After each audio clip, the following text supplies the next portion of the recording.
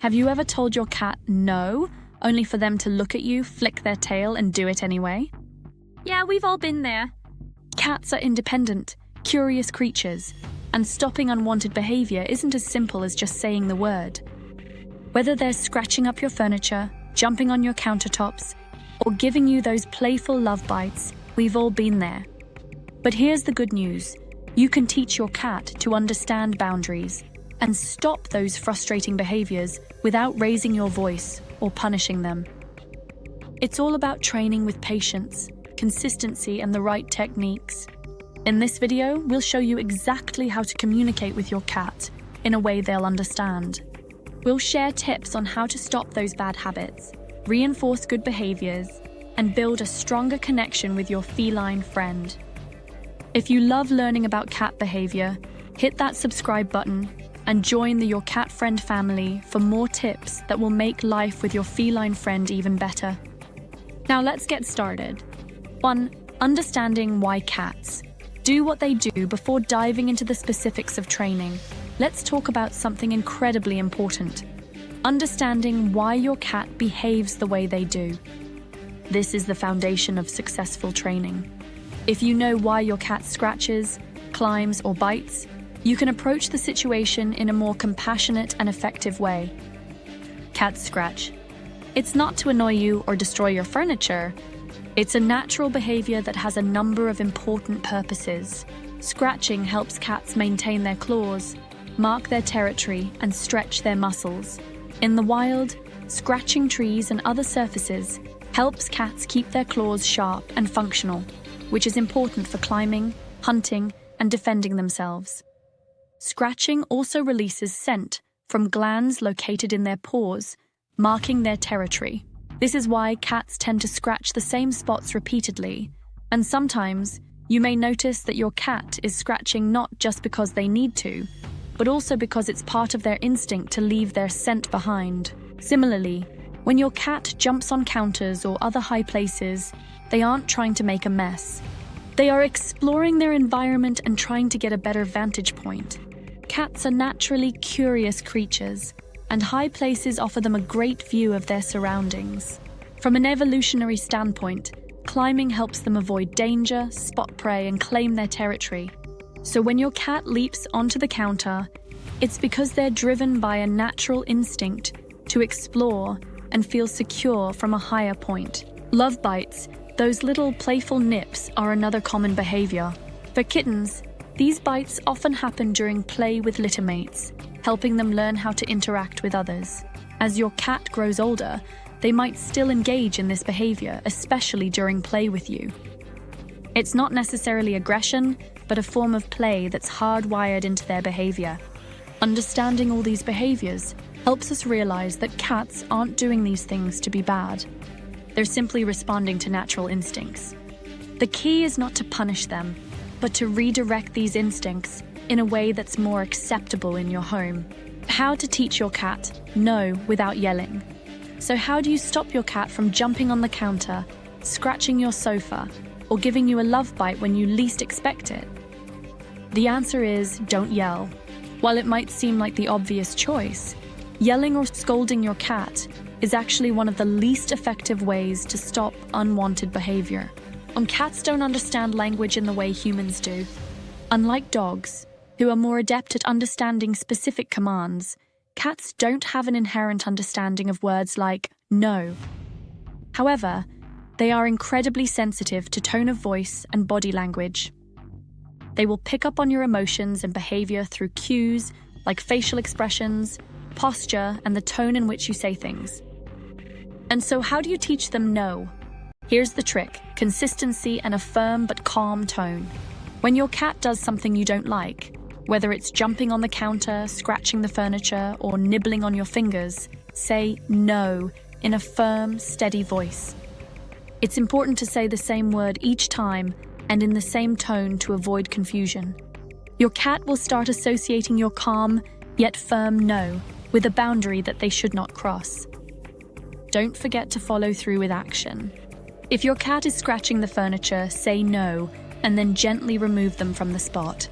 If they're on the counter, gently pick them up and place them on the floor. The key here is that the no should be followed by an action that tells your cat their behavior is unacceptable. But remember, never yell or physically punish them. If you raise your voice or react aggressively, you risk scaring your cat, which can damage your relationship and make training even harder. 3. Why punishing your cat doesn't work. Many cat owners make the mistake of punishing their cats when they misbehave, but punishment is not effective with cats. Unlike dogs, cats do not respond well to being punished, and in fact, it can make the situation worse. Here's why. Cats don't associate punishment with their behavior in the same way dogs do. While dogs might understand that being scolded is linked to something they've done wrong, cats don't make that connection as easily.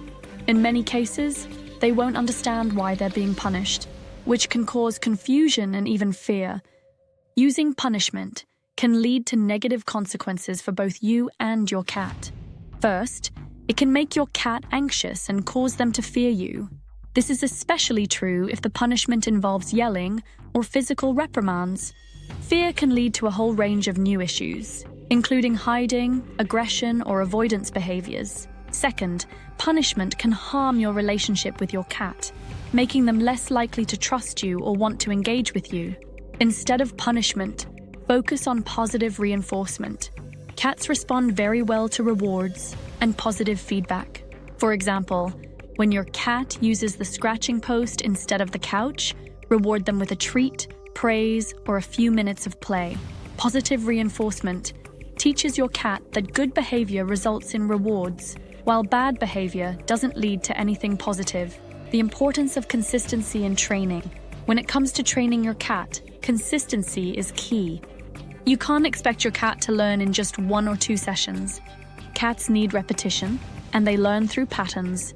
If you're inconsistent with your training methods, your cat will get confused and may not understand what you expect.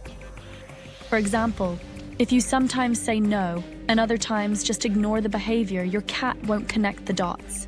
But if you consistently respond to unwanted behavior in the same way, saying no, redirecting them, and providing alternatives, your cat will begin to understand the rules. Consistency extends beyond your actions as well. If you live with other people or roommates, make sure everyone is on the same page with training. If one person rewards scratching and another person scolds it, your cat will get conflicting messages, which can confuse them and make training take longer. Are you redirecting scratching to the right places? One of the most common unwanted behaviors in cats is scratching. It can be frustrating when your cat scratches your furniture or carpet, but instead of punishing them, the goal is to redirect their scratching behavior to an appropriate outlet. To start, provide scratching posts or pads in areas where your cat is most likely to scratch. If they like to scratch the corner of the couch, place a scratching post next to that spot. Use catnip or treats to encourage them to use the post. Over time, they'll begin to associate scratching with the post instead of your furniture. It's also important to trim your cat's claws regularly. This helps prevent excessive damage and ensures that scratching doesn't become painful for you or your cat. You can also use soft claw covers as a temporary solution to prevent them from doing damage while they're still learning. 6. Stopping your cat from jumping on the counter. Cats love to climb and explore, and countertops are a prime spot for them to satisfy their need for higher ground.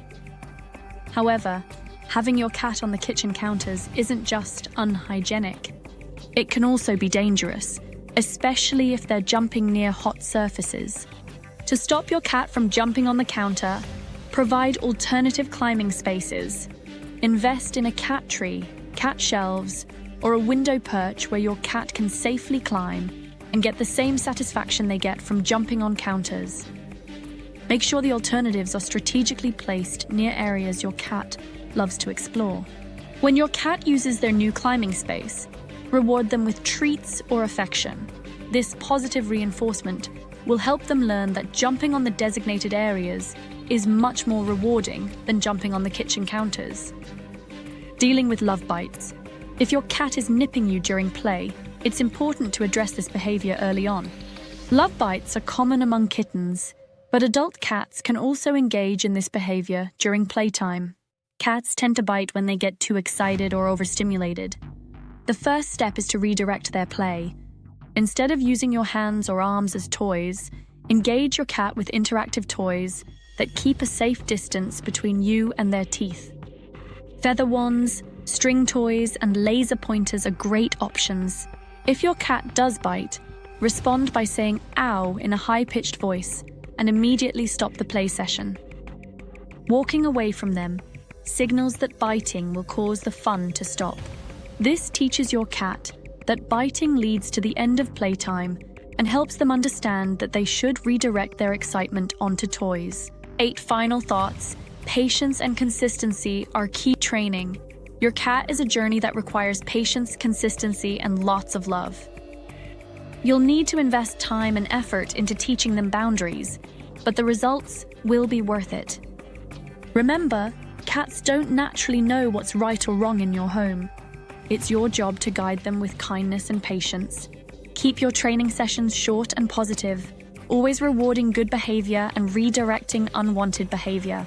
Over time, your cat will learn what is expected of them, and the bond between you will grow stronger than ever. If you found this video helpful, subscribe to your cat friend for more training tips and cat care advice. And don't forget to press the bell icon so you never miss a new video. Thanks for watching, and we'll see you next time.